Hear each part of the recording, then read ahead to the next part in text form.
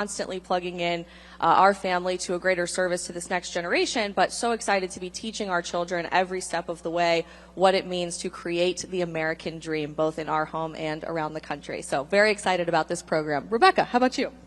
I am a mother of two, a 6-year-old boy and a 2-year-old girl, and I'm also 40 and pregnant. I'm due in June, the beginning of June, another summer baby. I'm so delighted to be here, and I'm so happy that everybody is here as well, because it seems like we're all on the same page as far as how important this is for our children, how important this is for the future of America. And a part of our children's future is making sure that they have opportunity. And obviously when you have money, it's a tool, and you have way more opportunity. And so, I'm so happy. I'm calling him Grandpa Trump because I feel like he's giving my child, something like a nice gift. So I'm just so thrilled to be here and share more about, the importance of this Trump accounts. Well, hello, everybody. I'm Caroline, for those in the crowd whom I have not met, and it's great to see so many beautiful babies here today. They offered to bring our children. Isabel brought her perfectly behaved, beautiful daughter who's sleeping backstage. They said, "You can bring your son." I said, if I brought my 18-month-old son, he would be diving off of this stage. He would be pulling our hair. He would be crazy. Boys and girls are very different, and I'm going to soon learn that myself. I have an 18-month-old, and then, of course, one on the way. So I'm due in May, and very much looking forward to having a daughter. I'm very excited and proud to be here on behalf of the President in the White House today. The Trump accounts are an incredible initiative, perhaps the most pro-family initiative, one of the many pro-family initiatives this President has worked very hard to deliver upon. And I was so honored to really have a first-hand seat to watch how hard President Trump and the White House worked to get this initiative signed into law, and to really see this idea grow into a reality, to bring us here today where American families across the country can literally sign their children up for these accounts, which will lead to future investments, the reawakening of the American dream in this country. So it's just an honor to be here as not just the White House press secretary, but also as a mother, and sitting beside the great Cheryl Hines, for those who don't know. Well, thank you for that introduction. Yes, my name is Cheryl Hines. I am a mother of 7. My daughter... God bless. Thank you. Hold for applause? No. Okay. My daughter, Catherine, is here today. Kat, you want to stand up and wave to everybody? She doesn't, but she will. I had one child, Catherine, and then when I married Bobby Kennedy Jr., he had 6, so together we have 7. And as I'm reminded, I am also a grandmother of 3. I don't feel like a grandmother, that's why it's hard to... You don't look like one either, girl. It took you long enough to get there. But yeah, so we have a very big family, and it's there's always something going on. And like you were talking about, as a mother, as a parent, you have a lot of responsibilities just trying to get through the day sometimes. And then when your child turns 18, they are going off on their own as an individual. So as a parent, all of those years, you're trying to pave the way for them, to teach them, to let them become more and more independent. And I love this program because it's not about red or blue politics. This is about every American having a start, having an investment in their future from the time they're born. So I know that we're going to talk about it, but that's why I wanted to be here today, because I think that's very exciting. So exciting and very important. Caroline, let's start with you just on some of the nuts and bolts of the program itself. You have a beautiful baby girl on the way, which is so very exciting. So I imagine you will be signing your daughter up for a Trump account. Yeah. How do families do this logistically? Yes. So I will be signing up my daughter for a Trump account. What perfect timing, am I right? But this initiative, I would encourage everyone, if they have not, and I would encourage the media in the back as well, to please take a look and cover trumpaccounts.gov. This is the way that families across the country can learn more and can actually sign up for the accounts. And I know the Department of Treasury and the IRS have worked incredibly hard to upscale their web design and website to ensure that this is as easy and accessible as possible. I'm blown away by the website. I tweeted it out on my own account this morning because I really think it's important for people to see how easy this initiative and accessible it is. The website design is just beautiful. It's forward looking. It's futuristic. It's as easy as an app on your iPhone, to make it really simple for parents who, to Cheryl's point, are so busy, and filing taxes for many is, it can be a headache, but this is something to really look forward to. And so for families with children and newborns who are eligible for that $1,000 really startup bonus, that seed in the account to get this investment started, it's an incredible thing that so many parents across the country can take advantage of now. And even if your child was born outside of the eligibility years, you can still sign up for an account at any time, and you can start that seed fund with your own investment.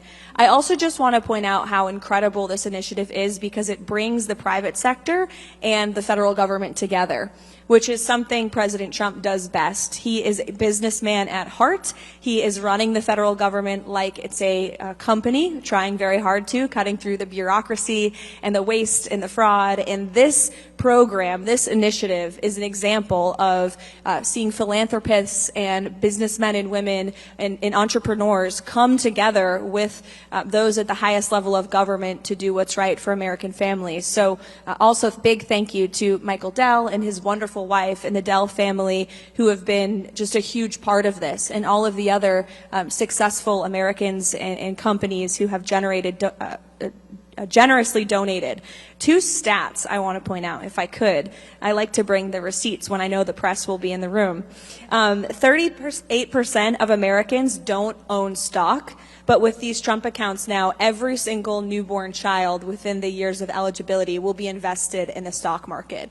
And I think that's a really beautiful thing. And I know Secretary McMahon at the Department of Education is working really hard to sort of upgrade our curriculum across the country, allowing states to lead first so that children can learn about the stock market, can learn about our economy, can learn about these basic life skills that they should be taught in our classrooms. This is something our children are going to be learning about for generations to come and benefiting from themselves.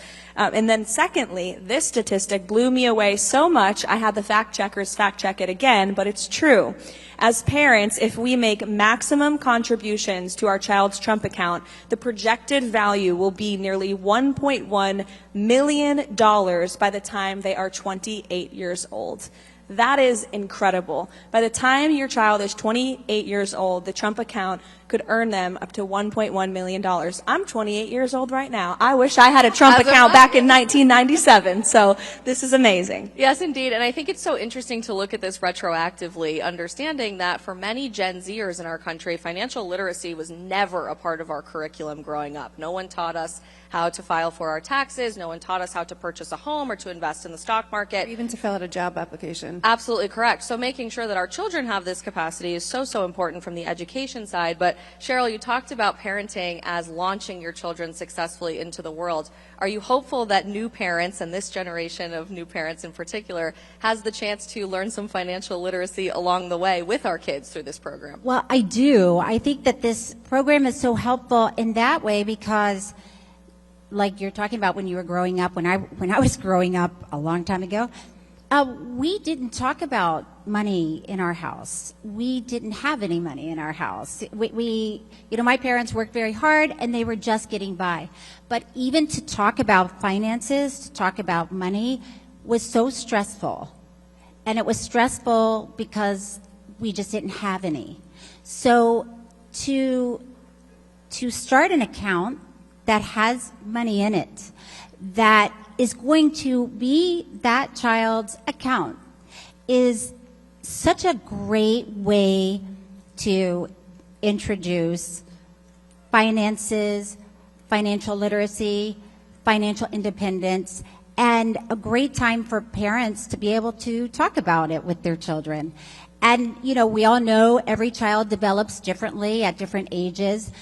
So as a parent, you can keep connecting with your child when they're 8, when they're 10, when they're 12, and look at the account, look at what that interest is.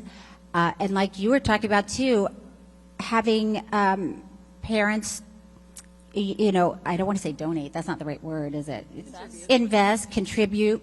And even like Kevin O'Leary was saying, once you start working, I started working when I was 14, to have an employer invest in that account is very exciting. And it is hopeful. It's the opposite of stressful. It is time to talk about your child's future with them. And I think that's just so great. And a child will already be emotionally invested in that because it's theirs. Not only is this creating a major pendulum swing for the financial security of our children's future, which is so important in and of itself, but Rebecca, I think this also marks a huge cultural shift that we're seeing in response to what can only be described as the degradation of the American family we've witnessed throughout our lifetime. In the last several years, marriage rates have been at a historic low. We know our fertility rate as a country is at a historic low. Our vice president spoke last week at the March for Life here in D.C. about his goal and dream to have America make more babies, which they are putting their money right where their mouth is as a beautiful second family right now in office. Your organization does incredible work ensuring that moms feel that greater sense of service to our society and culture at large. Do you think we may see more moms and dads as a result of this program? Yes. Short answer, yes. I'm so grateful that it's colliding at the time that it is, because the more involved I am getting into my Moms for America organization, it's just so on par with what I am doing in my children in you know, raising them to be America-loving, learning from our founding fathers, learning how, you know, I mean, if the more you learn about our founding fathers, you can't not be affected by their character that they all had. And instilling that in my children, starting at, you know, my daughter, I have a couple books, you know, but she's only 2. My 6-year-old is really, you know, at the age, like you were saying, Cheryl, every age is different, and you kind of have to just figure out how you can relate to them at that point and how you can teach them things at that point, because then it changes. Like, as soon as you figure out your child, like, they're changing. But I think that it's just another way to invest in them and to love our country even more, and to be grateful and know the privilege that we have as Americans. My husband is born in Denmark, and so he has a very unique perspective. He's always had the American dream ever since he was my son's age. When he was a little kid, he wanted to move over here because he's a numbers guy as well, so he understood the opportunity.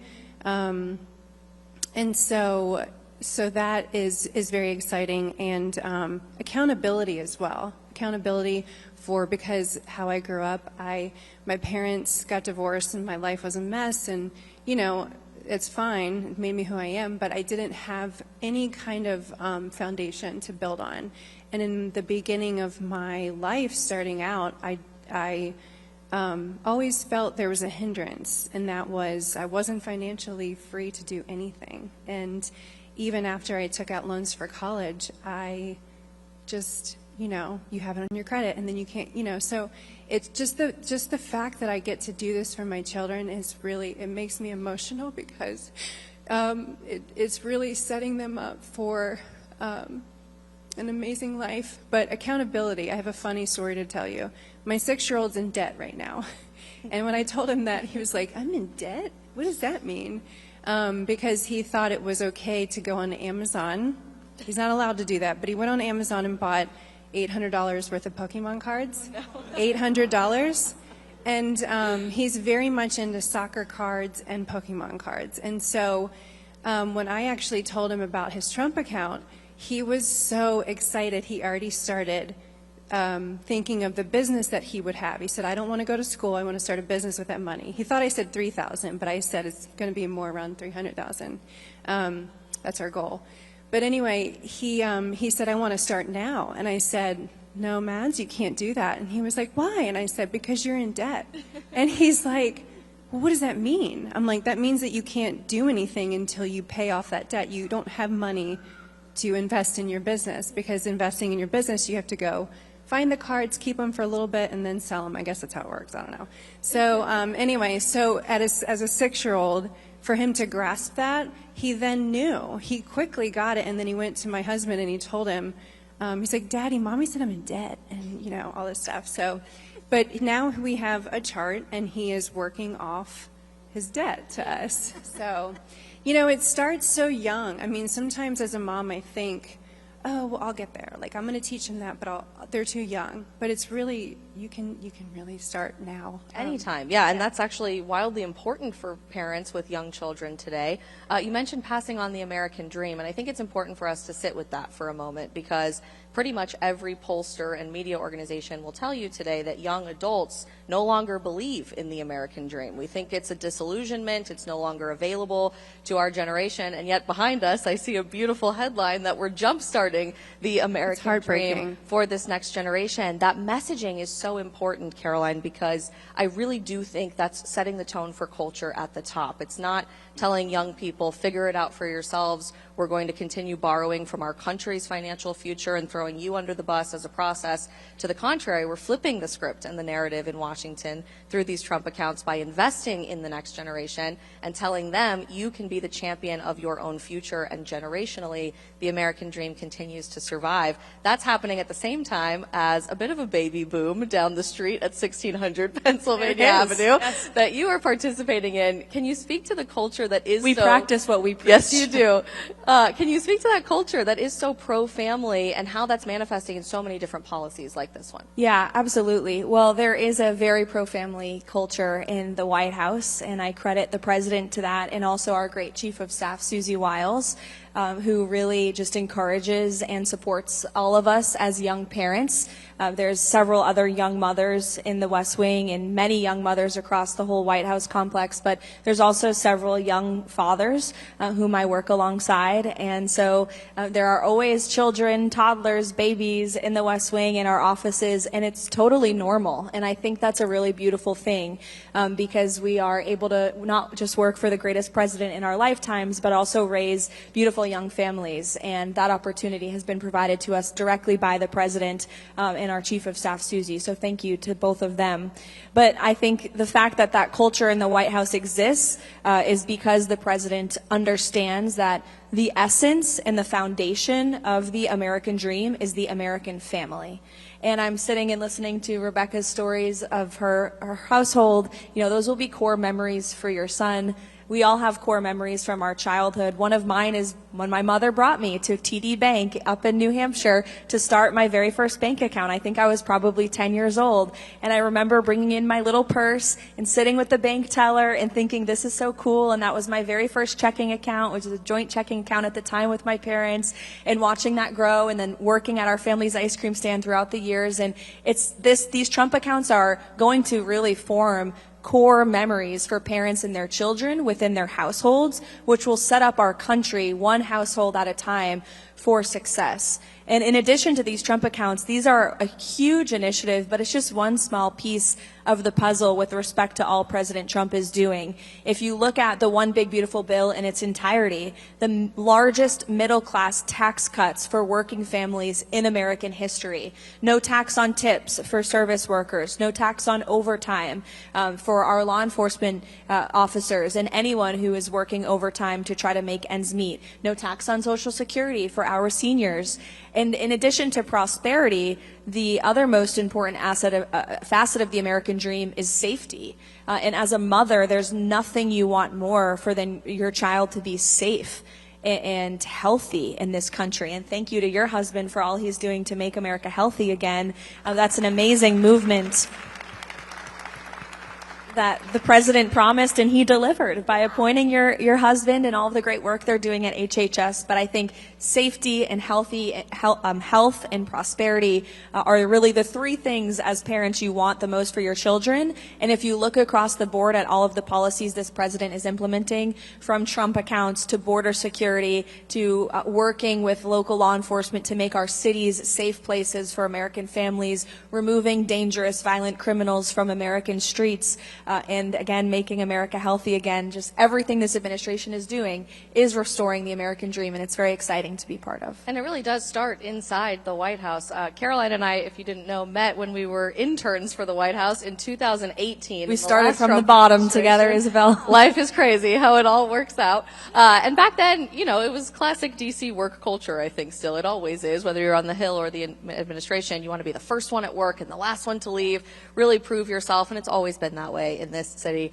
But I can't tell you how many young families I hear from in the administration who are constantly told, it's 6 o'clock, what are you still doing here? Get home to your baby. You can finish this at home. That's so much more important in the legacy that we are building as an administration than any email you could be sending from here at the White House. And a huge component of that, Cheryl, that I'm constantly talking about with my audience in our show is this intergenerational family dynamic. There are so many new grandparents in America right now that are so excited about participating in their grandchildren's lives. My baby is the first grandchild on both sides, so we have very excited grandparents across the spectrum in our family. What do these accounts mean for you and your grandchildren, knowing that this is not just something we pass on to the next generation, but theoretically transforms our families and our economy moving forward into several generations? Yes, well, it's like what we've all been talking about. I think as a grandparent, it's exciting to sit down with a 3-year-old, look at numbers, ask, what do you want when you're 18? What do you want when you're 25? What do you want when you're 30? And if you had $1,000 right now, what would you do with it? Which is a really fun game to play with a 3-year-old because it's probably candy or Pokemon. But even just to talk to them, to hear them, and then like we talked about, when they get older, they'll have different dreams and ideas. But as a grandparent, as a parent, it's exciting to be a part of that. And as a grandparent, it's nice to know you can put money into an account for your grandchild or your child. My sister is also here today, Dr. Becky Hines. We were talking about what's great about this account, because at some point when your child is maybe 12, and maybe your grandmother asks your 12-year-old girl what she wants for the holidays, and as a grandmother, you're going to get her that ugly sweater that you love to give. But maybe she'll say, what I would rather have from you is the $50 to put into my accounts because I'm saving, and this is what I want to do with the money. So it's a very exciting, empowering tool and learning tool. And so it's fun. It's like we said, they're invested emotionally and financially. So it's something that you can work together as a family. And we were talking about having a lot of siblings growing up. And I asked you if it was crazy having 7, because it was crazy to be.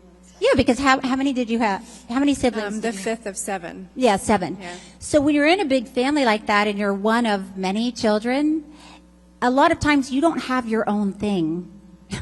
You're waiting to get the hand-me-down dress from your sister or the old bike from your brother. But so to know that you have your own accounts and you have control over it. You get to decide what you're going to do with it. It's not your parents deciding for you. It's when you're 18, you get to decide. It's very, it gives someone a feeling of pride, a feeling of individuality and independence. Absolutely, and it's a huge shift, I think, into that individuality that typically when we were growing up, the idea was you had a college investment account and you were expected to use that for tuition dollars. Rebecca, you said your son wants to start a business when he turns 18 and wants to make sure that he has the chance to be an entrepreneur. What an incredible foundation to be able to give him.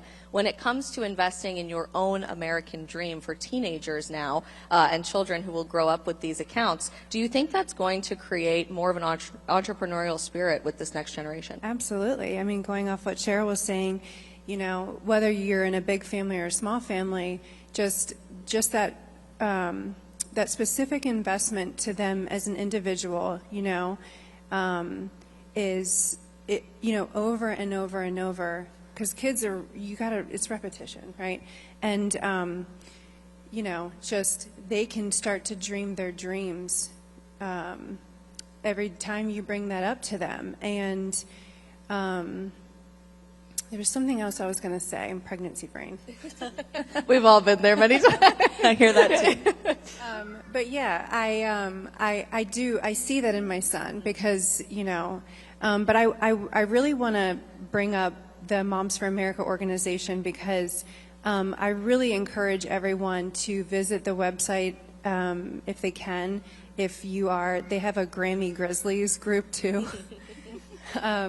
So Grammy Grizzly, Cheryl. Sounds fun. But it's, you know, it's like, it just gives encouragement. Actually, they talk a lot about health. I'm sorry, I know that's not the most flattering. No, I enjoy the Grammy name. Grizzlies. It's a privilege. It really is. It's No, a it huge is a privilege. I actually wanted to ask you that. Do they call you Grandma, or what do they call you? They call me Share Bear. Share Bear. You are a Grammy Grizzly. That's perfect. I am a bear. You're right. Share Bear, that's so cute. That's I powerful. love it. But you know, I can't help but think of that when I think of the talks that I will have with my children for their investment account. You know, because it just goes back to the foundation of the dream that our founding fathers had. You know, and yeah, so. Caroline, I'd be curious to get your thoughts on this. The media is here today, and you deal with media day in and day out with your job. I'm already starting to see an interesting reaction to the idea that we do have a fertility crisis and a marriage crisis, a family crisis, as some sort of partisan political talking point, that it only applies to one side of the political aisle today. And I'm sure there will be many who come out saying, because it's called the Trump account, this is not a good idea for our society or a positive investment in the next generation. What message would you tell the media and those who might be skeptical about this, that this really is about all of our families and about the entire American people? Well, we will try our best to get fair coverage on these accounts, and I do think for the most part the coverage has been positive and fair because it is such an overwhelmingly positive and nonpartisan issue. However, it is unfortunate that most Democrats on Capitol Hill voted against the piece of legislation that signed these Trump accounts into law. So remember that, Americans, who's voting for these Trump accounts and investments and who is not. But I would just add that it is unfortunate, the bias in the legacy media. We do fight it every day, but I would encourage everyone who's here to please cover this fairly and honestly, because this is an incredible initiative that really has the potential and the power to change lives. And that's why the president is showing up here today. We've already done a few Trump account events with him over at the White House, but he wanted to come in just a few minutes, I believe, to speak with all of you directly about this again, because it is such an incredible achievement for our country and for our children, and it's something that, to Cheryl's point, red or blue or nonpartisan, I think all Americans can and should be able to celebrate, and that includes those in the media.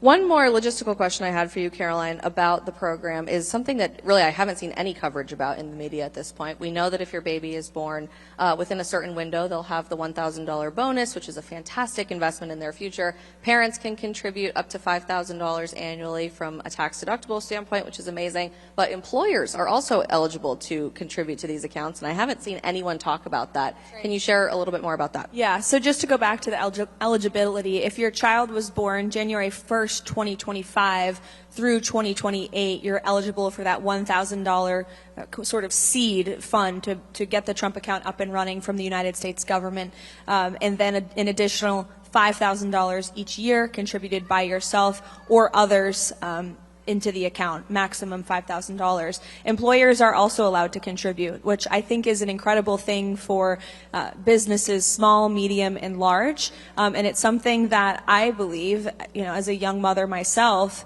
and having a lot of friends who work in the private market and private sector, employers should use as a recruiting tool. I mean, how wonderful when you are trying to hire the best and brightest talent coming out of our colleges and universities to really use this as a recruiting tool for these young people who want to work at these big companies and corporations.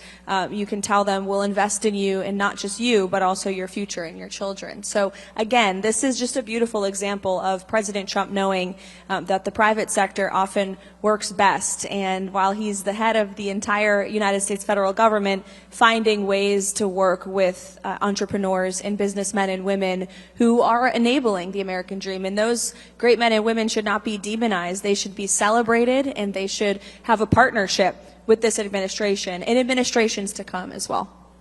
Cheryl, we've talked a couple of times about your husband's effort to make America healthy again, which we are so deeply grateful for. And I'm curious to get your perspective on financial security as an element of that. Health certainly is multifaceted when it comes to what we eat, the pharmaceuticals that we take, our mental health and spiritual health. But what will this mean for the next generation of Americans? I think it really speaks to mental health. Like I said, when I was younger, and when you don't have money, it is very stressful. And it's hard to talk about. You internalize it. You oftentimes don't, if you're a parent, you're not sharing that with your children.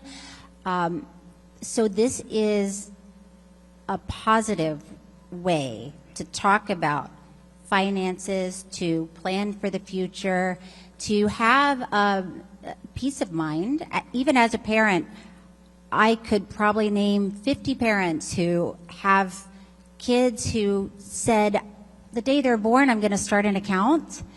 But the day they're born, you're already working 24 hours a day, and that may not have happened.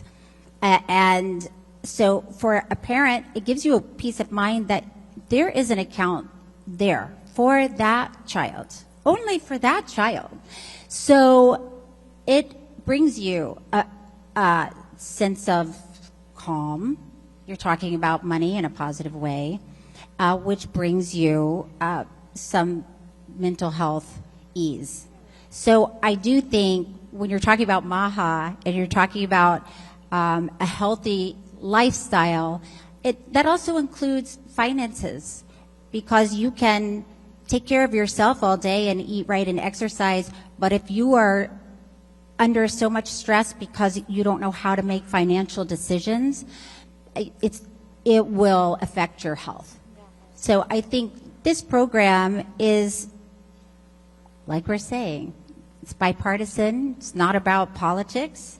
It's about children and families, and I think it's really a great program. In our last few minutes together, I would love to switch gears a bit as we await the president's arrival here to just ask what this is going to mean for moms and what legacy you all are leaving as a mom for your family.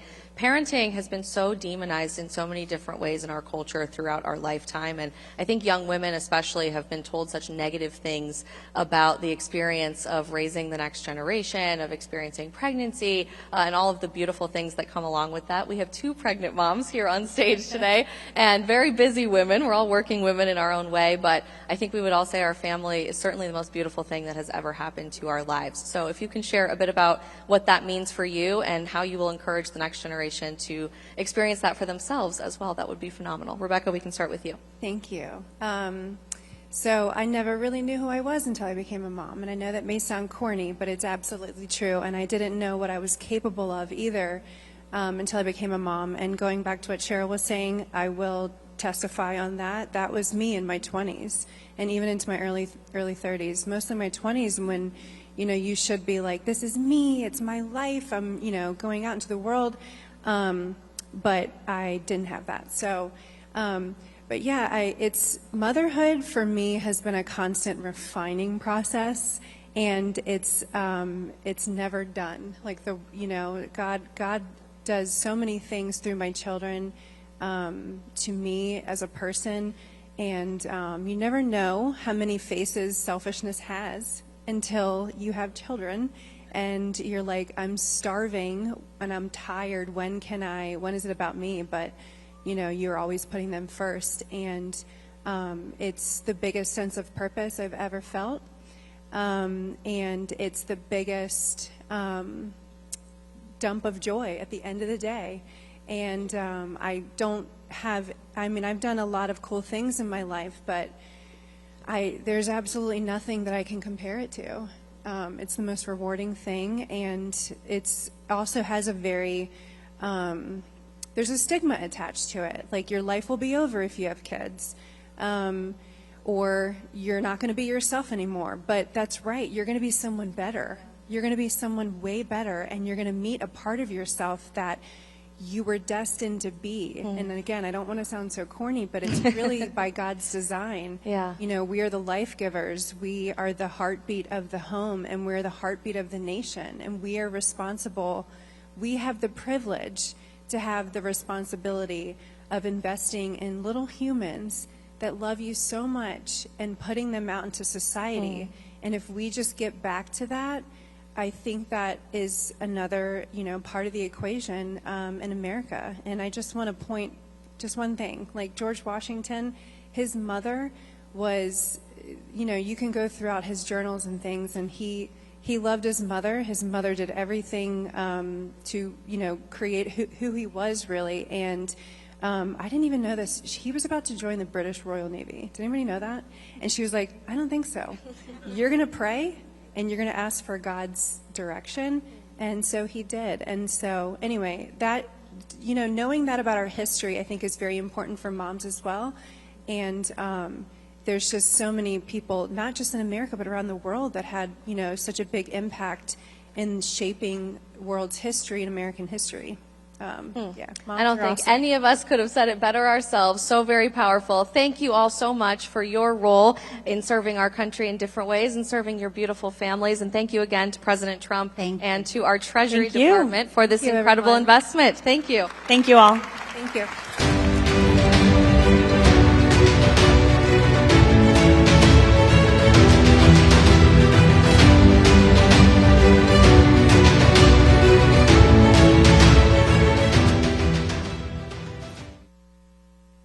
Sorry I can't be there in person with such a tremendous gathering of leaders and philanthropists.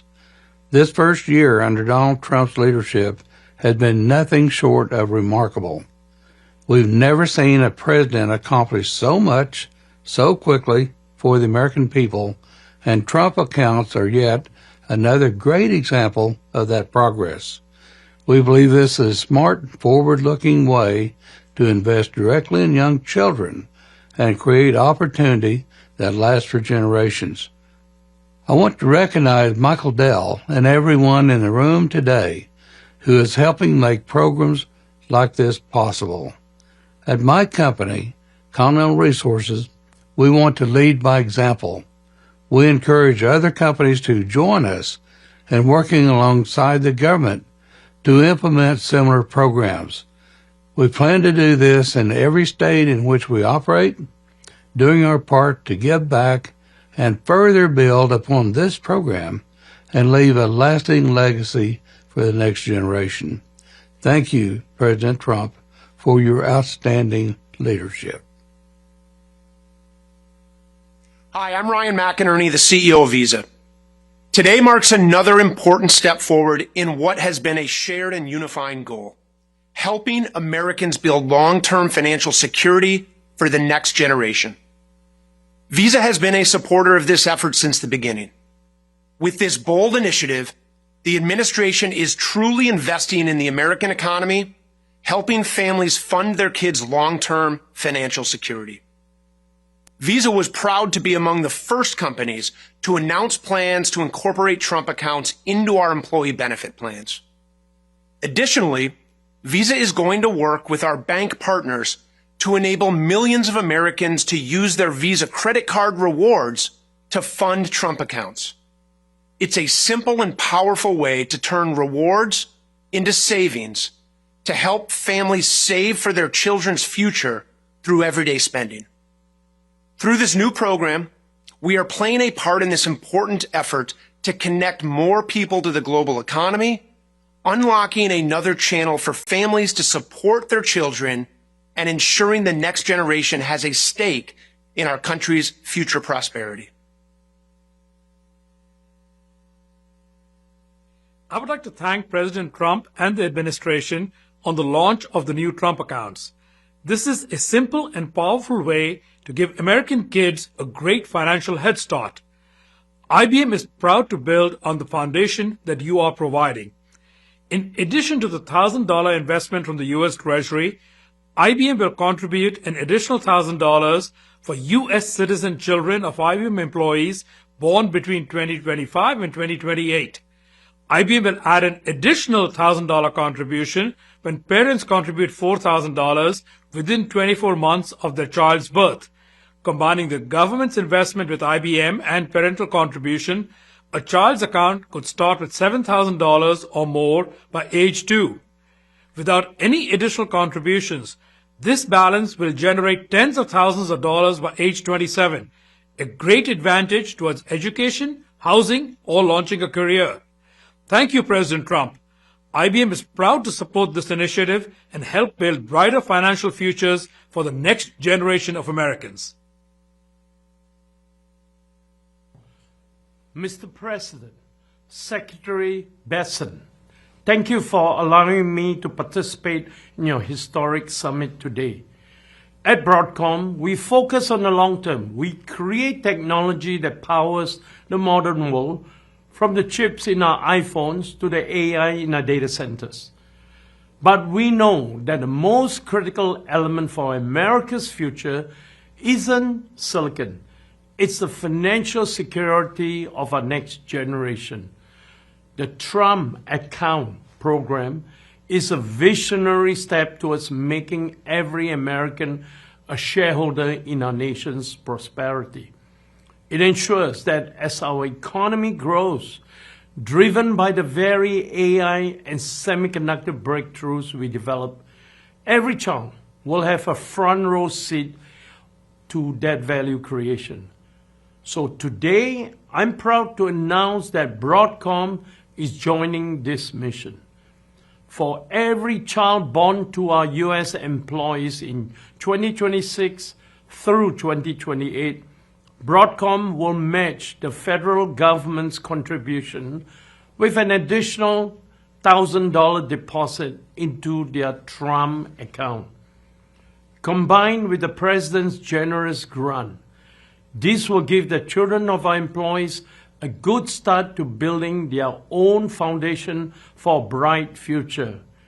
And by doing this, we aren't just matching a contribution, we are investing in the future engineers, entrepreneurs, and leaders who will keep America the most innovative nation on earth. Thank you.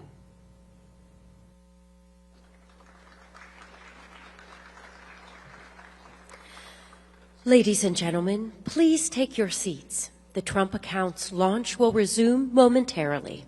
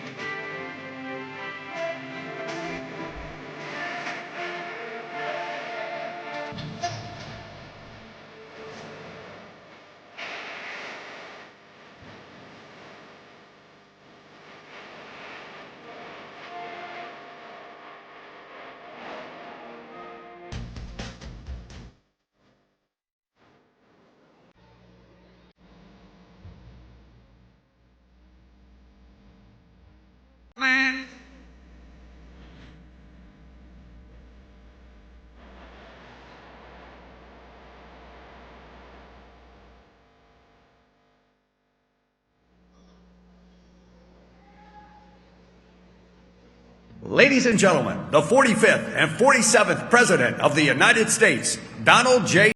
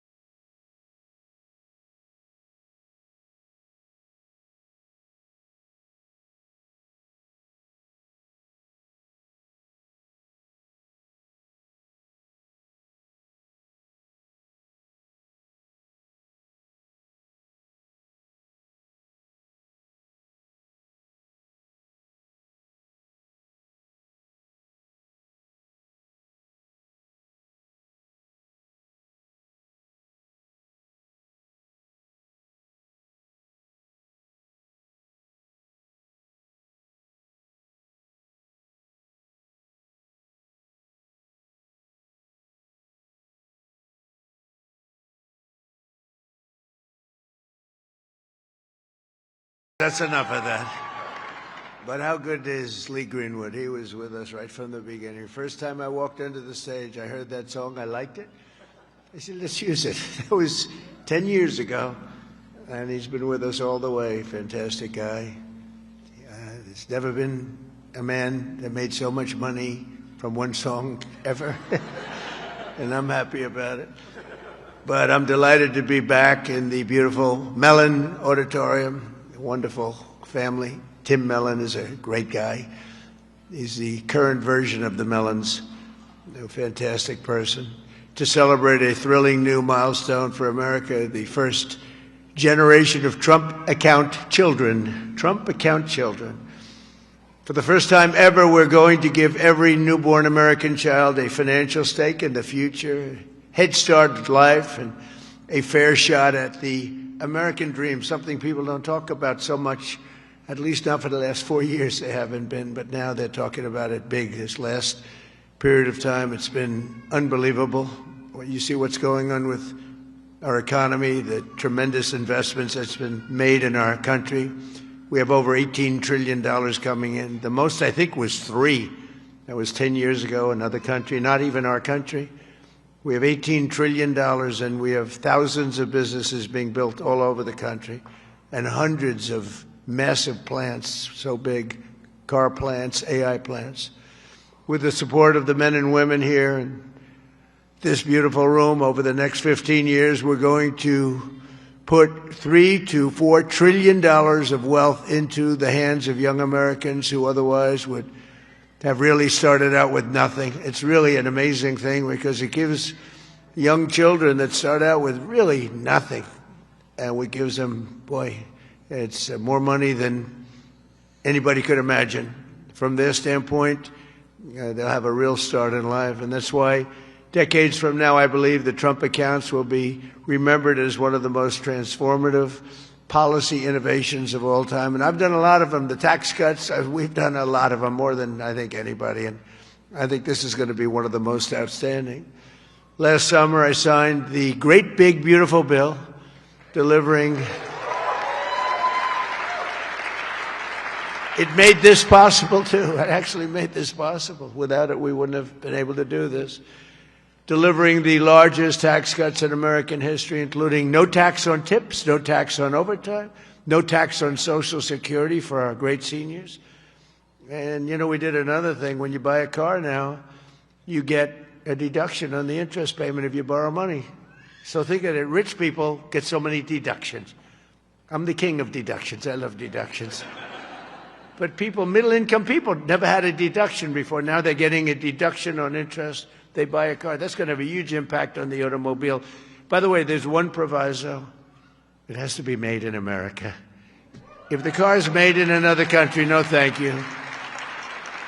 But they're all going to be made in America pretty soon because we have factories coming in from Canada, Mexico, Japan, Germany, all over Europe. They're all coming here to make their cars because they don't want to pay tariffs. Very simple. It wasn't very complicated. You'll see those numbers starting to produce. That's why you see these massive construction numbers, and soon when those things start opening, you're going to see employment and you're going to see wealth creation for middle-income people like you've never seen before. Every single Democrat in Congress voted to raise taxes on hardworking citizens. Their whole campaign was raise taxes. I've never heard of it before. All my life I grew up, and I hear politicians, we will cut taxes. This is the only group I've ever seen, we're going to raise your taxes. No wonder they lost. Actually, there were other reasons also. But together with the majorities in the House and Senate, we overcame their obstruction, and we put more money into the pockets of every working American than anyone thought even imaginable.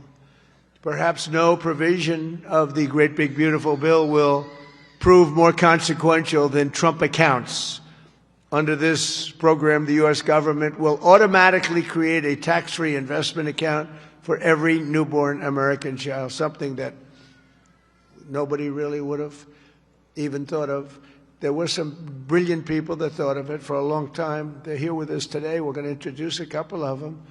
But nobody really, I mean, I've had friends at the top people in business, they came up to me, whose idea was this? This is great. They said, I never thought of that.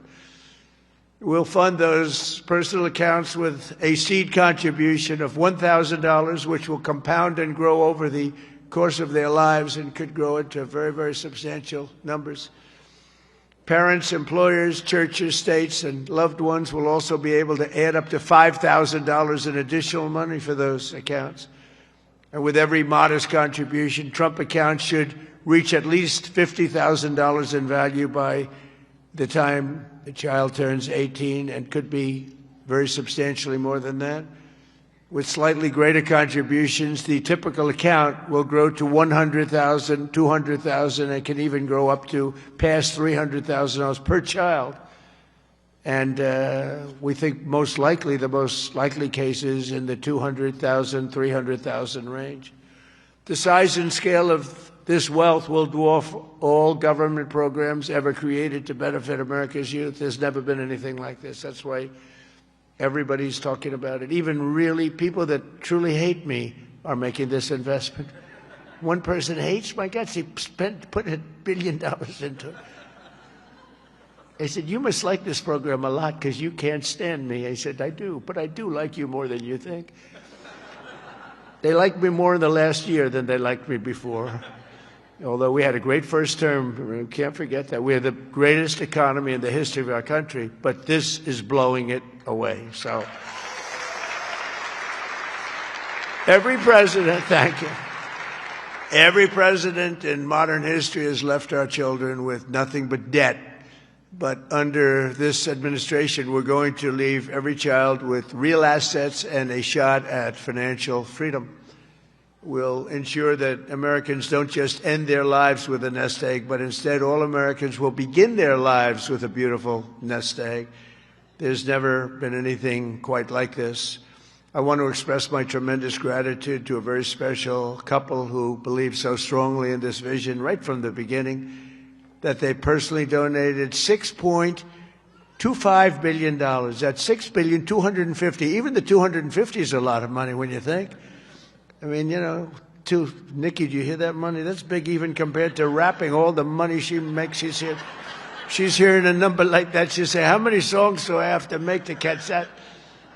But amazing thing, $6,250,000,000 to fund Trump accounts for an additional 25 million children aged 10 and under. And that's Michael and Susan Dell, two incredible people. Where are you, Michael? Where's Michael? Stand up, Michael. What a great guy. What a great guy.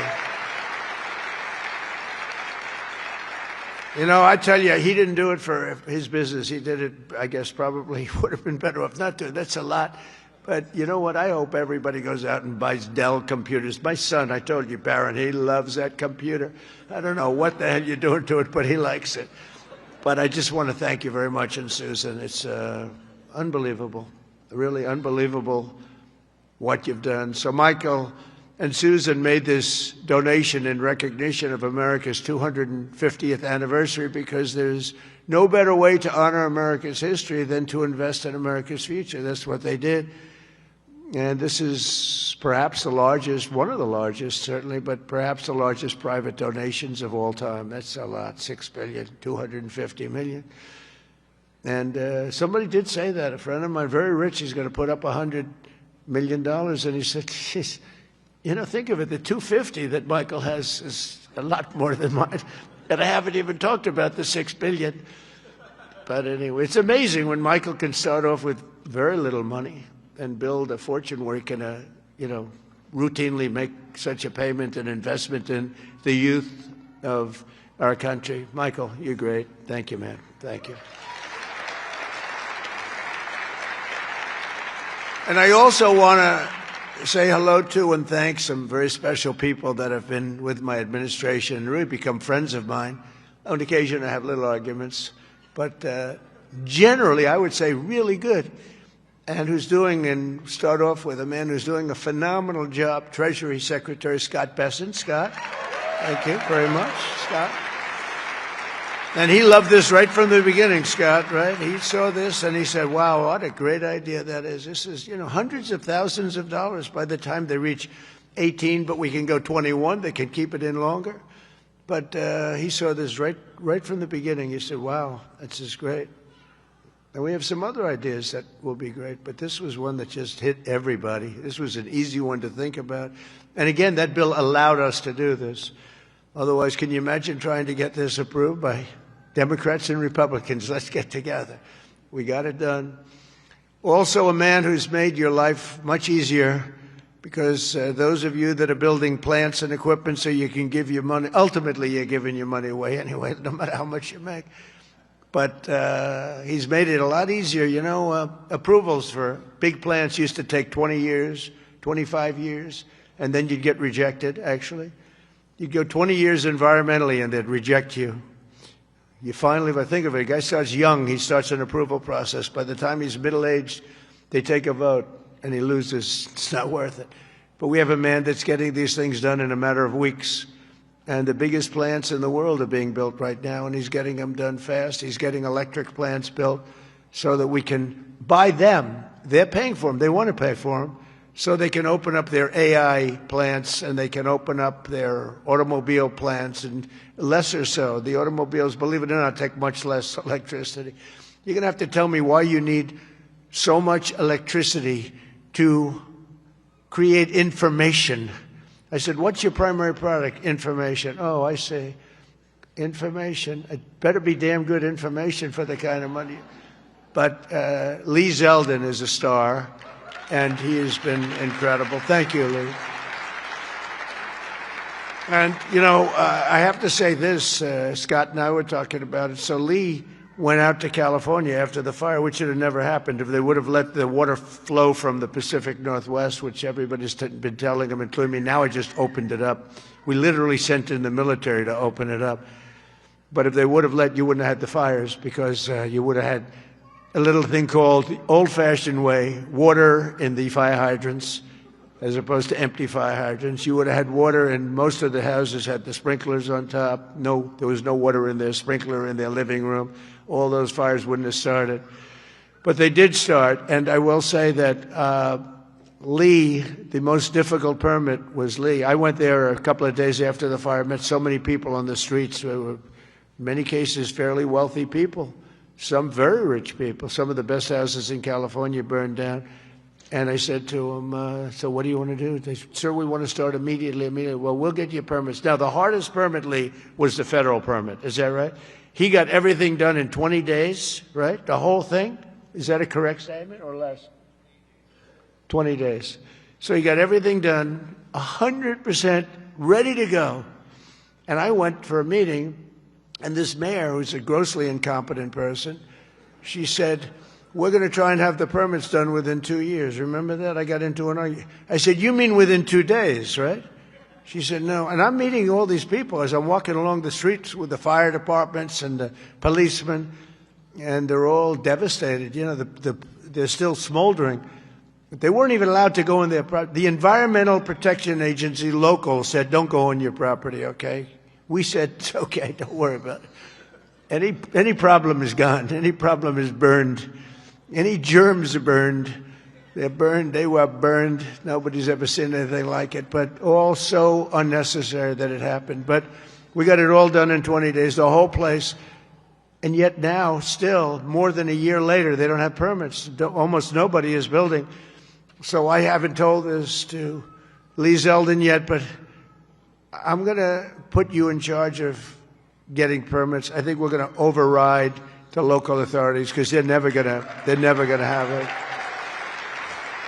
And when I was told that there's a provision where you can override the local authority to get things done, because it's really, to me, it's a national emergency. What they've done to these people is horrible. It's just horrible. And they'll still vote Democrat. Can you believe it? After all, it's just, they get used to it. Although I must say we converted many. We'll probably convert a lot more. But I just want them to get into their houses. And I don't want a big section of the area built into low-income housing. They want to put low-income housing right smack in the middle of it. And that's not the American dream, you know? You didn't do that. And low-income housing is great. I built a lot of low-income housing, but you don't put it there. This is one of the richest neighborhoods in the world, and we're going to let those people. And I recommend it strongly that everybody gets the approval, immediate approval to build a house, and you give them a 10% bonus so they can build a house 10% larger than they had before if they want, for all the suffering they've been caused. So they can build a little bit bigger house. So, Lee, if you want, will you accept the job? He's under a lot of stress. Okay? All right? Override those people. Those people are incompetent. Between the mayor and the governor, they're incompetent. They'll never get approved. They'll never get approved. So do whatever you can, Lee. There's a provision that you're allowed to do it, and I'll sign it in 2 seconds, frankly. It'll never happen. I also want to introduce a man, Frank Pasigno. Now, if you met Frank and if you knew Frank, he's quiet, but he's actually a stone-cold killer. He was one of the biggest people in business. He would have been sitting with you. In fact, now he's got a better seat because he's working for the government. He's the head of a lot of things, but the job he's done in this country is great, and he's working on Social Security and a thing called the IRS. He's working with Scott on both of them, really, but the IRS in particular. And he is a fantastic man. Where are you, Frank? Took the biggest pay cut in history. He went from being paid $35 million a year to being paid about $35 a year.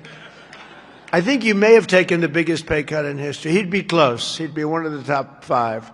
Because a few people have done that. A few billionaires have sort of left. But Frank has gone from one of the most successful people. He worked with Jamie Dimon. I don't think Jamie likes me too much nowadays, but that's okay. I never minded that. But Frank, you are fantastic, and you're doing a great job. We appreciate it. Thank you. And thank you to the family.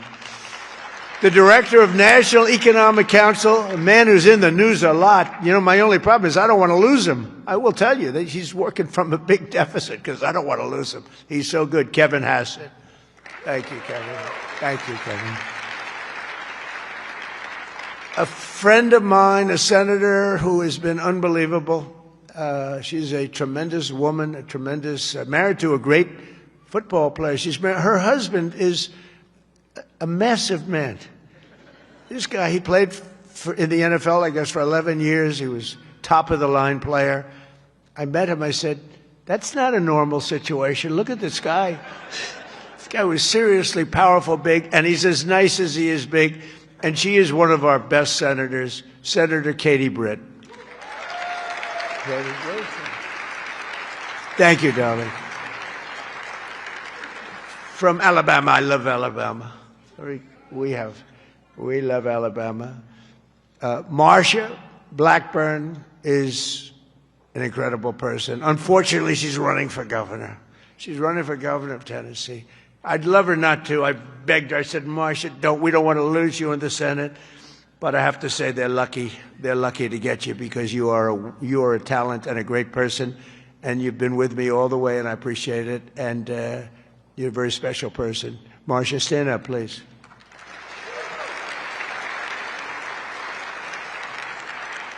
And a senator who's a friend of mine, you wouldn't believe that because we went through a rough campaign together.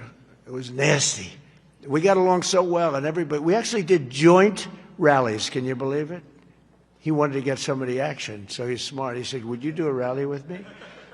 But we did joint rallies, and the press used to say, will you ever, start fighting? I said, don't worry, it'll come. He said the same thing. Don't worry, it'll come. He's a very tough guy, very brilliant guy. In fact, when I said, because I had never gone into a debate before officially. My whole life was a debate, but I'd never debated before officially. And I said, let me find out about my competition. Who are these people? Because many of them, they were senators and mostly senators and governors. And I said, well, why don't we start with this guy named Ted Cruz? Let me, well, he was the best student at Harvard, #1 in his class. He was the best student at Princeton or something. And he was the national debate champion for 3 years. And I said, well, I don't like that. I didn't know that.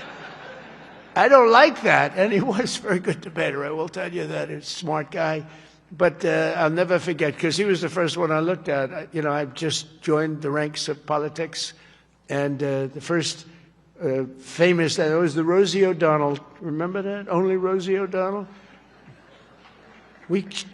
Ireland, you can keep her. Ireland has done us tremendous. The head of Ireland said, "Are all your people this way? We don't want that." But Ted Cruz has one thing that I like. If I ever have problems, because it's hard to get people approved, he's a brilliant legal mind. He's a brilliant man. If I nominate him for the United States Supreme Court, I will get 100% of the vote. The Democrats will vote for him because they want to get him the hell out. And the Republicans will vote for him because they want to get him the hell out, too. Where's Ted? Where are you, Ted? And with all of that being said, he's a great guy, too. He's a great guy. We've become friends, and he's a very effective person, too. Thank you, Ted, very much. The man knows more about tax than anybody that I know. Jason Smith, Congressman, wonderful person. Thanks, Jason. Thank you, Jason. Great job. Idaho Governor Brad Little, terrific guy. Thank you, Brad. Georgia Lieutenant Governor Burt Jones, who hopefully will be the governor of Georgia very shortly. They have a big race. He's leading by a lot in the polls. He was outstanding as a lieutenant governor. He's great everywhere, and I've endorsed him fully, so I don't want to, do anything that you don't know about. I have given him my complete and total endorsement. Burt Jones, where are you, Burt? Thank you, Burt. Great guy. Chief Design Officer of the United States, Joe Gebbia. Joe, thank you. Great idea. Great ideas. Also, we have Mr. Wonderful, Kevin O'Leary. I like Kevin O'Leary. Where's Kevin O'Leary? Come on. Kevin is so nice. He's with me 90% of the time. But when he's with me, he's really with me. Great. And we got the TikTok deal done. Who the hell thought we could do that, right? I know. I wish he wanted to buy TikTok so much, and I would have done it, but his price was slightly lower. Slightly. He's fantastic. What a good, you're an entertainer, businessman, you had the whole quality, so I appreciate. I know what you did. Having done The Apprentice, I see you on television, you have what it takes, right? So I appreciate it, and thanks for all the nice things you do. And Cheryl Hines, where's Cheryl? Wow. Married to a very, very powerful, important man. And I said, I'll tell you, Bobby, she's strong. I watched her in an interview. I said, Bobby, you keep him in line, don't you, huh? She said, yes, I do. She's got no choice. He's doing a great job, and so are you. Yeah, he's doing a great job. He's doing a very different kind of a job, too, and he's doing things that people have wanted to do for a long time. And they didn't have the courage, so say hello to Bobby, okay? We're also pleased, my daughter, she went crazy when she heard that this was happening. I want to go. She happens to be in the wrong state right now for that, but when she heard that there's a certain person that's here who's the greatest and most successful female rapper in history, Nicki Minaj. Come on. And, and Nicki makes a lot of cash. Not as much as Michael Dell. Not quite. Not as much. But that's okay. But Nicki makes a lot of money, and she's generously stepping up. She's investing hundreds of thousands of dollars in Trump accounts to support the children and really the children of her incredible fans. That's great. Focus on that. Why should you give to somebody else's fans? Give to your fans. I like that. But and I just think she's great. I've been hearing so much over the years because I didn't know Nicki, and I've been hearing over the years she's a big Trump supporter and a Trump fan, and she took a little heat on occasion. Her community isn't necessarily, I tell you, we did pretty damn well with that, with your community, as we say. But Nicki has been an unbelievable supporter. She gets almost as much as Mr. Wonderful over here. He's been another one that's been so good. But I'd like to ask you to come up, Nicki. Come on up. Come on. She's been such a great supporter, and a great supporter of Trump accounts.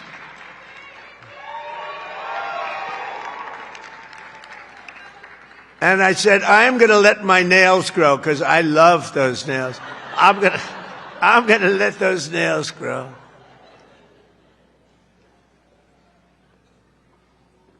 She's so good. She's been MAGA. What can I say? She's been with us all the way. Right, Alex? She's been with us all the way. And just want to thank her.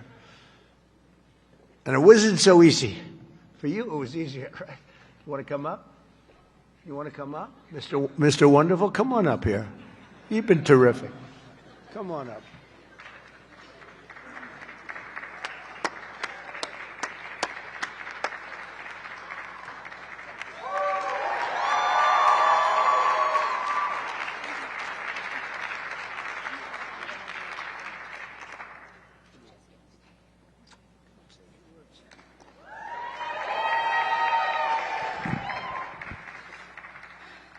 Hello. Well, I don't know what to say, but I will say that I am probably the president's #1 fan. And that's not going to change. And the hate or what people have to say, it does not affect me at all. It actually motivates me to support him more. And it's going to motivate all of us to support him more. We're not going to let them get away with bullying him and, you know, the smear campaigns. It's not going to work, okay? He has a lot of force behind him, and God is protecting him. Amen.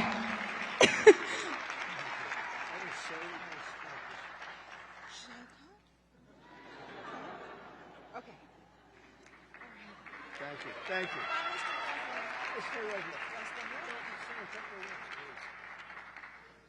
On behalf of all the entrepreneurs in America, I'd like to thank you, Mr. President, because we create 72% of the jobs. Companies 5 to 500 employees, and all we care about is policy. We love policy, pro-business policy, and these accounts are fantastic for independence and support. I thank you very much. It's all about the entrepreneur, and I think you know that, sir. Thank you very much.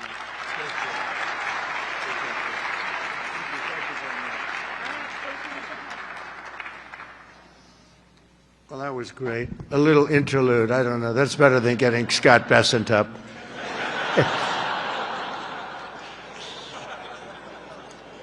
Thank you both very much. Two terrific people. When Trump accounts officially launch on July 4th of this year, every parent will be able to activate their accounts and access the funds at the trumpaccounts.gov. So it's all set up, all ready to go. It's beautiful. The site is beautiful. On that glorious day, we also expect to have commitments from generous private individuals in all 50 states, and they'll be making additional contributions for children in their own states. And already, legendary investor Ray Dalio has pledged to adopt the entire state of Connecticut. That's pretty good, Michael. And thank you very much, Ray. Great legend. And today, one of the original advocates of this program has agreed to adopt his home state of Indiana, Brad Gerstner. And Brad's here someplace? Where's Brad? Come on. I think Michael and Brad, would you come up here, please? Come up here. I mean, this isn't exactly Mr. Wonderful and Nikki, but I think they might be worth more money than Mr. Wonderful, right? These guys are worth a lot of money. But Brad is donating, listen to this, $250 to Trump accounts for all children under 5 in Indiana. So every children, all the children under 5, $250, and he'll be donating tens of millions of dollars more in matching contributions to millions of children all across the country. He's going to make a massive donation already. We know what it is. Brad is not only one of the most successful business people, he's the founder of the Invest America Foundation, and he's been working on this idea for years, and he was the one. He went over to see Michael. Michael loved it, and those two were a hell of a team, along with Mrs. Dell, who's been so great, Susan. I also delighted to report that dozens of major employers have signed up to add the Trump account contributions to their employee benefit packages, including Uber, Schwab, Charter Communications, and many, many others. And just today it was announced that Intel, NVIDIA, Broadcom, IBM, Steak and Shake, Coinbase, Continental Resources, and Comcast have all signed up for really big contributions. So I want to thank them. I want to have you two guys come on up. Would you say a couple of words? Brad and Michael, would you say a couple of words? That's a fantastic. Only Indiana. You can't do bigger. We love Indiana, but you know, how about Indiana, Iowa? No, we appreciate it. Big numbers. Thank you. Thank you. Well, 4 years ago, we set off on a journey to reconnect every child in America with the American dream. This president ran on a Main Street agenda that too many people had been left out and left behind. And his articulation of no tax on tips, that doesn't help rich folks. That helps those left out and left behind. No tax on Social Security, no tax on overtime. And when Ted Cruz authored the Invest America Act in the Senate, and Michael Dell partnered with me to bring the private sector to bear on this, we had the opportunity that this president was willing to sign. He immediately understood the impact. That this wasn't about the wealthy folks in America. This was about the 50 million American families who will be lifted up and reconnected to the American dream, because this is now the law of the land. Forevermore, every child in America, from rural Missouri to rural Indiana, from Trenton to Compton, is going to start off life with an investment account at birth, seeded with $1,000, where they privately own NVIDIA and Microsoft, all the greatest companies in this country, right? Not dependent on government, independent from government. Not more socialism. The answer to more socialism is more capitalism. This makes every child in America a capitalist from birth, and it would not have happened without the leadership of our Treasury Secretary, Scott Bessent, without the leadership of the Speaker and Ted Cruz in the Senate, but most importantly, and every business leader in America will tell you this, for too long they had no access in Washington to the White House. People didn't want to hear their ideas. This president is voracious in his desire to hear from America's leaders about how to make America better. This is citizen democracy at its best. An idea that started around a kitchen table in Silicon Valley makes its way to this day. I'm humbled and honored to be here, and I'm grateful for your leadership.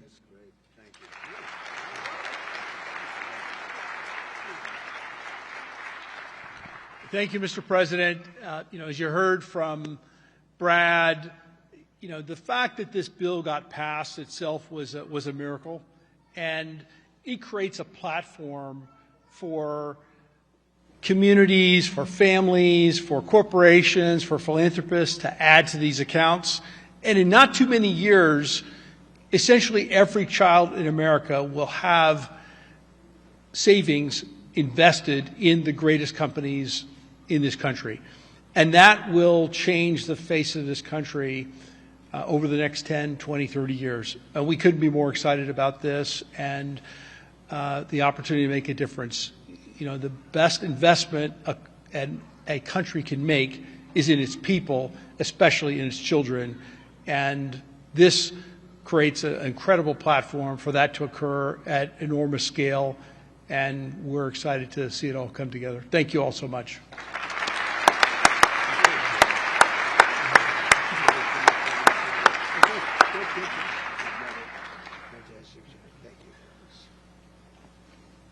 Those are two fantastic people, I can tell you that. I want to give a very special thanks to some of the CEOs here this morning. Vlad Tenev of Robinhood, what a job he's done. Where's Vlad? What a job you've done. Young guy. Nice young guy, too. Arjun Sethi of Kraken. Arjun, thank you very much, wherever you are. Thank you. Anthony Noto of SoFi Technologies. SoFi. Thank you very much, Anthony. These are the ones you read about, and Bill Ackman is here, Pershing Square, and Hock Tan of Broadcom, and so many others that if I name them, we'll be up here all day. But I just want to say that what a job you've all done. Incredible job. Everybody, just about everybody in this room. Not everybody, I'm not in love with everybody, but a couple of them I don't like very much. But if they're here, I'm starting to like them a lot better because they're here for a very good reason. I'm officially calling on all employers all across America to follow the lead of many of these amazing companies and make matching Trump account contributions to benefit for the American worker, and they're going to benefit the American worker so much. This morning, I'm also pleased to announce that Visa is creating a brand new platform which will allow credit card holders to deposit their cashback rewards directly into Trump accounts. That's a big deal. Visa, thank you. Where's Visa? The head of Visa. Thank you very much, Visa. These initiatives could not come at a better moment because there's never been a better time to invest in the United States of America than right now. Who knew it would have happened this fast? I inherited a mess. We were a country that was laughed at a year and a half ago. We were laughed at. Now we're the hottest country anywhere in the world. Nobody even close. So, who knew this was going to take place this quickly? Right, Michael? I didn't think it was going to go that fast. I knew we were going to do it, but I thought it would take a couple of years at least. We just a couple of days longer than the first year, so it's really amazing. And just this morning as I'm running out, I see the S&P 500 hit 7,000 for the first time ever. So I say America is back. America is back. Since the election, the stock market has set 52 all-time record highs, adding $9 trillion in value. And $18 trillion of investment is pouring into the country. It's going to be higher than that. Just over 1 year ago, we were a country that lost its way. We were mocked and scorned, and every American child will now be and have access to something that is really incredible, and they can watch directly the economic boom that's taking place. This is a boom that's taking place, the likes of which we've really never seen. I don't think people, get it yet. Not a lot of people. They don't get it. They don't see the thousands of businesses being built, the hundreds and hundreds of massive factories that are going up all over. But they're going to start to see it. They're starting to see it. I mean, if they're modestly intelligent, if they're very intelligent, they saw it about a year ago. With us today is Craig Smith, a fourth-generation family farmer and volunteer firefighter from Culpeper, Virginia, along with his wonderful wife, Heather. Craig and Heather have an 18-month-old son and a 1-month-old that they also welcomed just recently, twin boys. And they can't wait to activate Trump accounts for all three of their children this July 4th. Craig and Heather, do you want to come up here, Craig and Heather? Where are you, Craig and Heather? Come on up, Craig and Heather, come on up. Come on up. It meant so much to them. People write letters. Every once in a while you get a letter, it just hits you. Craig and Heather, come on up. Thank you. That's great. Wow, look at this family, huh? They're a rich family now. The kids are richer than the parents. That's the way we want it. Thank you very much. Wow.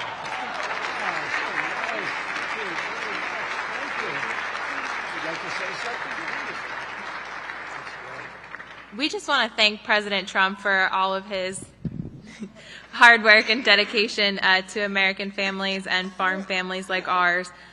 Farming is not always easy and sometimes margins are tight, so investments like this into our children really help us to buy diapers and formula and not have to worry about making financial decisions for them this early on. So thank you very much, President Trump. Thank you very much. Thank you very much.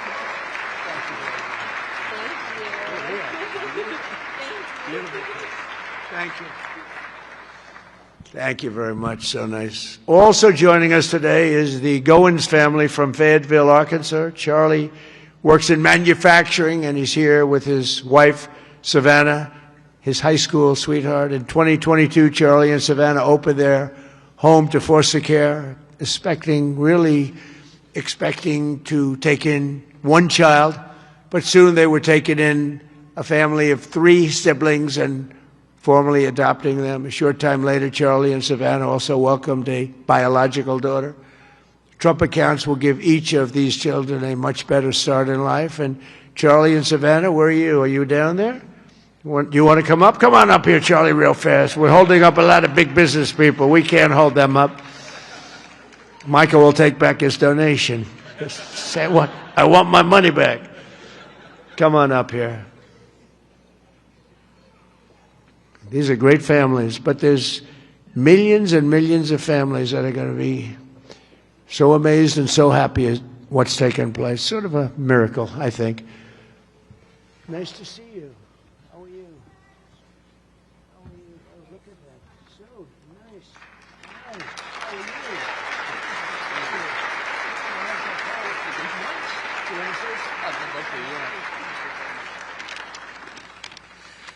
Thank you, President Trump, for having my family and me here today.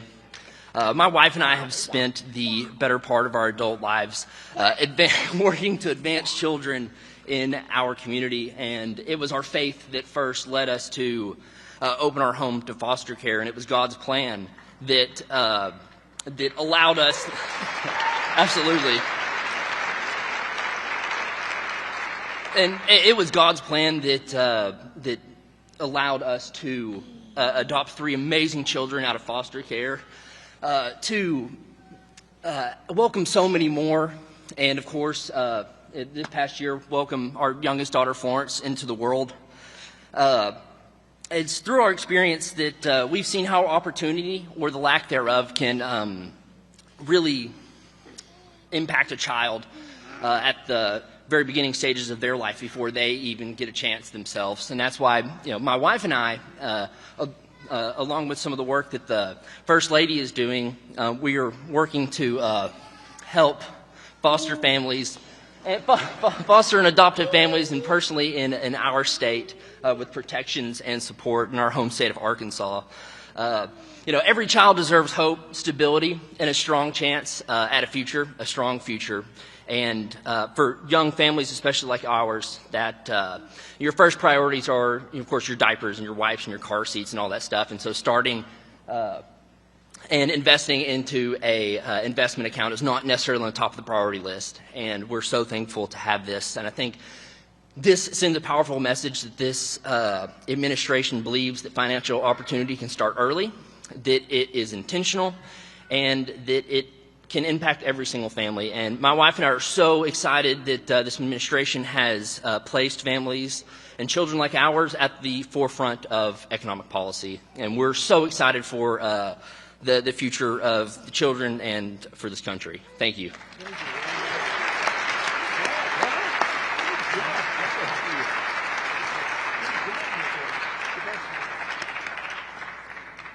That's a great job. I was wondering how much longer he could. Did you notice it? It's getting heavy. It's still 50 pounds or something. Right? I said, how much longer is that? And finally, it broke loose. But you could see a loving father there, couldn't you? Huh? The way he did that, right? Wasn't that a loving father? I watched that. He was grabbing. That's a great family. Thank you very much, both. Beautiful. So in conclusion, the ultimate success of the Trump accounts will be measured not just in the wealth created. It will be seen in young people buying houses that they could never have even dreamed of buying. It'll be seen in diplomas earned, companies founded, families formed, and more babies born. It'll really be seen in something where you're given a chance. You're given a chance at life, a very good chance. Above all, the Trump accounts will help bring the hope and prosperity to every community that every community wants to see. And it'll bring back the American dream. The American dream is so beautiful. I would mention it all the time when I'm running. Whenever I run, I talk about the American dream because that's what we want to create. Others don't talk about it. But we have the American dream back, I think, now maybe better than ever before. For generations, Washington politicians have done nothing to take from the hardworking people of our country. They take and take. They do nothing but take. They've made workers' lives harder, sent prices higher, pushed your dreams out of reach. And both parties, they didn't do the job that they were supposed to do. Some were fighting, and sometimes we fight against some of the great politicians we have here. They fight with me, most of them, and we fight to make things better. But we run into walls of other politicians that either don't want to do something or they almost feel like it's a destruction of our country. But now we're doing something much better than giving the next generation a handout. We're giving them ownership of America's future so that they can grow up, chart their own destiny, and make our nation greater and stronger and better than ever before. So I just want to thank all of the people that participated today, the great business leaders, the great celebrities, and all of the people that are in this room. You've done so much. And I just want to also give a little bit of a shout out to a lot of great politicians that are right now voting on some very important measures, plus the politicians in this room. They have really worked hard on this. This is something that it's amazing that it got done. If you knew the political process, it was very complex, very hard to get done, to get all of those votes together. But we did it, and it's going to be great for America. And Brad and Michael, thank you both very much. Special, special people. Thank you very much. And God bless everybody in the room, and God bless America. Thank you very much for being here. Thank you.